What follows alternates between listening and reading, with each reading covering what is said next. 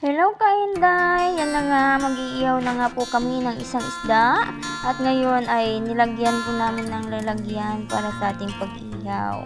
Para po hindi po maitim yung ating pag-ihaw. At dyan na try ko na kung paano pa, kung mainit ba yung ating nilalagyan. Yan na nga guys, nilagay na nga yung aming lalagyan at nilagay ko na din yung isda para sa ating iihaw. Yan, mukhang masarap po yung ating isda para sa ating umagahan na ating pangkain sa umaga. Yan na nga guys, ay galing pa yan sa aming probinsya, charot. Ayan nga po guys, galing pa sa aming lugar na kung saan hinuli ng aming mga tito. Yan.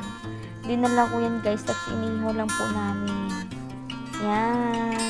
Yan na nga ang aming taga-ihaw sa Tikati. Yan na nga guys, ihaw na po kami ng isang isda. Okay guys, hindi pala isa yung aming inihaw na isda, madami pala. Joke lang yun. At yan din nga ng aming taga-ihaw ay nagwalis pa, at ako muna dito. Yan, nagchismisan pa ang aming taga-ihaw. Yan, nakita kasi si mama. Yan, nakita kasi si mama Nining na naglalakad papunta dito at pinuntahan ko na din.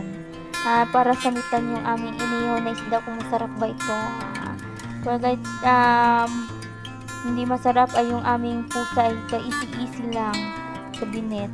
Yan na nga guys yung pusa namin. Sabi niya masarap daw yung aming inihaw na isda. At ngayon nga ay naglakad muna kami ni Coco at kami nainip.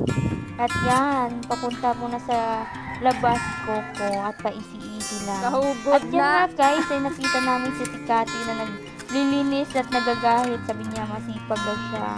At yan nga guys ay hindi namin pinampuan si Tikati para hindi videohan. Charot. Yan na nga guys, matatapang at masipag ang aming Kati.